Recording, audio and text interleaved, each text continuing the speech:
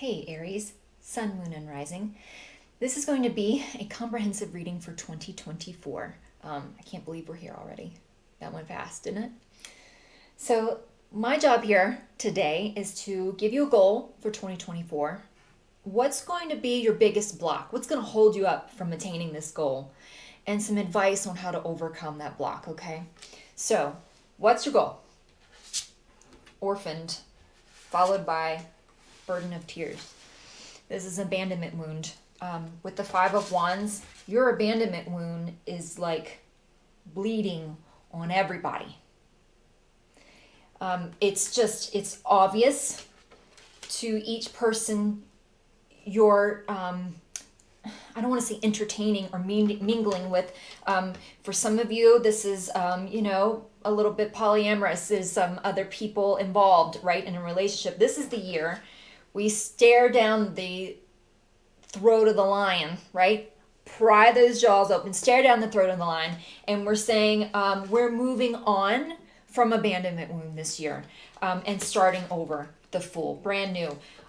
You have to learn something new here, though. The goal here, you need to learn how to be in a harmonious relationship. So this could be in several different ways, okay? So abandonment wound shows up a lot in relationship. Relationships are the way we learn about ourselves. Relationships are the things that trigger and catalyze our shadow work, okay? So if you have an abandonment wound, this could show up as attachment theory. It could be anxious attachment, avoidant attachment, dismissive attachment, a combination. This could also be not really understanding how to fight like you have some sense, right? Sometimes we resort to childish ways with the page here. And the Five of Wands, I say it all the time, this is argument, but it's petty argument. It's silly stuff. Things that don't matter. Too many people involved with opinions. So your abandonment wound is showing up in the way you confront people. And it's like, when I say your abandonment wound is bleeding on everyone, you have patterns of survival that you have developed from that abandonment wound, and it's affecting each and every one of your relationships. Define relationship for yourself, right? It could be an intimate relationship. It could be with your parents. It could be with your boss. It could be with your company as a whole. It could be with your friends. It's actually with all of them, really. With the Five of Wands here, there's a lot of people involved, and it's time to change that. It's time to get the courage to walk away from that, confront it, and walk away. So what's your biggest block? Community, followed by soon, followed by the Ace of Swords. Do you say that a lot? You say you're going to make change and then follow it up with soon. Soon. Yeah, I want to do X, Y, and Z. I'll do it soon. And then Hanged Man. And then you check out. You disappear. And then Knight of Swords. And then you come flying back. It's this push-pull. These are very opposite energies. Very opposite. One takes a break and stalls out. The other one comes flying out of the gate. Not really, the Knight of Swords, he thinks, but he's still the teenager of the swords royalty, right? He's still learning, so he can be a little bit impulsive. And these are Six of Cups and Nine of Wands. These are old habits. This is that push-pull. Maybe some of you kind of oversell yourself. A little bit of imposter syndrome. I don't know where that's coming from, but you oversell yourself, or some of you overpromise things that you can't deliver on, which is the same, right? And then you hide and you take a step back, and then suddenly you get lonely and you come flying back, and you just want to rush into this person's life, and this is something you've always done. Actually, this may have been something that was done to you by your parents as a child. Just saying.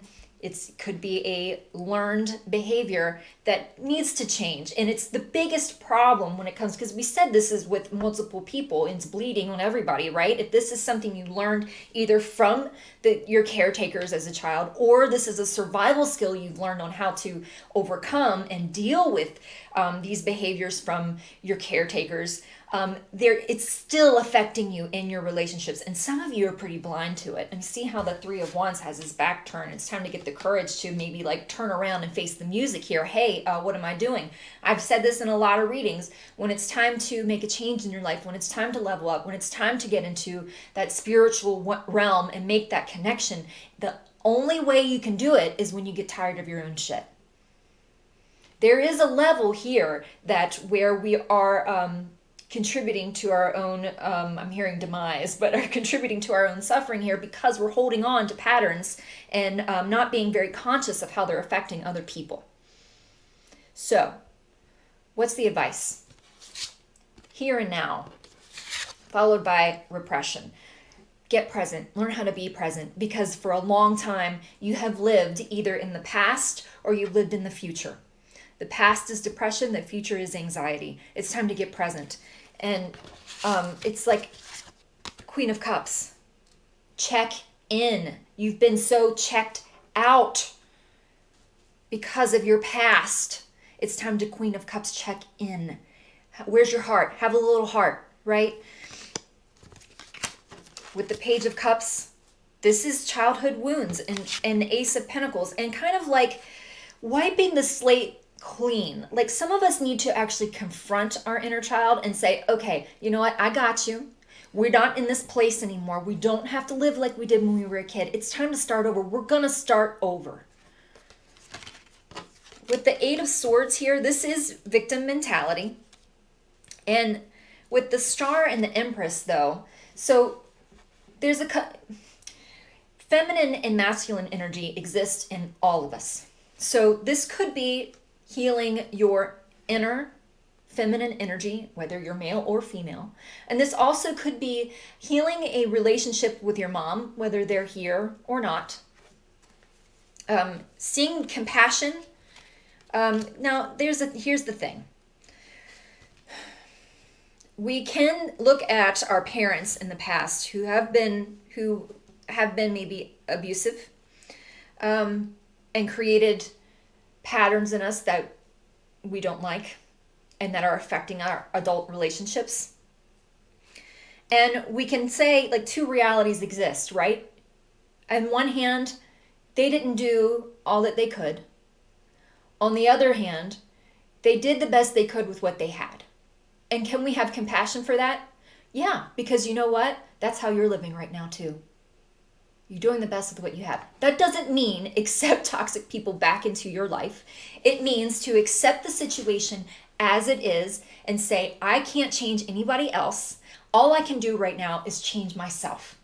Cut yourself off from people who do not align with you anymore, and focus on this inner child and focus on healing this inner child, having compassion for that inner child that constantly wants to come out, that's really defensive all the time, who is terrified of messing up, the perfectionism, who even needs external validation to feel like they're worthy of something.